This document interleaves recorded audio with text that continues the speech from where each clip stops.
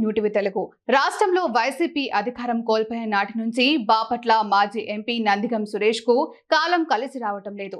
ఇప్పటికే పలు కేసుల్లో నిందితుడిగా ఉన్న నందిగం సురేష్ తాజాగా బెయిల్ రావడంతో కాస్త రిలాక్స్ అవుతున్నారు. ఇలాంటి సమయంలో మరోసారి ఆయనపై ఇంకో కేసు నమోదు చేసిన పోలీసులు ఏకంగా అరెస్టు కూడా చేశారు. దీంతో వైసీపీ నేతల వరుస అరెస్టుల క్రమంలో ఇది కూడా చేరిపోయింది. గుంటూరు జిల్లా ఉద్దండరాయుని పాలానికి చెందిన టీడీపీ కార్యకర్త ఇసుకపల్లి రాజుపై నిన్న రాత్రి వైసీపీ నేత నందిగం సురేష్ దాడికి పాల్పడ్డారు.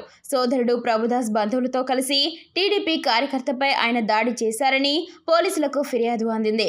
దీంతో వెంటనే కేసు నమోదు చేసిన తుళ్లూరు పోలీసులు ఇవాళ మధ్యాహ్నం ఉద్దండరాయుని పాలెంలో వైసీపీ నేత నందిగం సురేష్ను అరెస్టు చేశారు. అయితే టీడీపీ కార్యకర్త రాజుపై నందిగం సురేష్తో పాటు ఆయన బంధువులు దాడి చేయడం వెనుక కీలక కారణాలు వెలుగు చూశాయి. నిన్న రాత్రి ఉద్దండరాయుని పాలెంలోకి ఓ కారు వేగంగా దూసుకువచ్చింది. ఇదే కారులో ఉన్న టీడీపీ కార్యకర్త ఇసుకపల్లి రాజు తన డ్రైవర్ను కారు వేగంగా నడపడంపై మందలించారు. అంతలోనే అదే ఊర్లో ఉన్న నందిగం సురేష్ అతని బంధువులు అక్కడికి చేరుకొని రాజును ఎత్తుకెళ్లారు. సురేష్ ఇంట్లోనే అతనిపై దాడికి పాల్పడ్డారు. దీంతో రాజుకు గాయాలయ్యాయి. అతన్ని బంధువులు మంగళగిరిలోని ఎయిమ్స్ లో చేర్చి చికిత్స ఇప్పిస్తున్నారు. ఈ ఘటనపై కేసు నమోదు చేసుకున్న పోలీసులు నందిగం సురేష్ ను అదుపులోకి తీసుకున్నారు. అతని సోదరుడు ప్రభుదాస్ తో పాటు దాడికి పాల్పడిన ఇతర బంధువులు పరారీలో ఉన్నట్లు తెలుస్తోంది.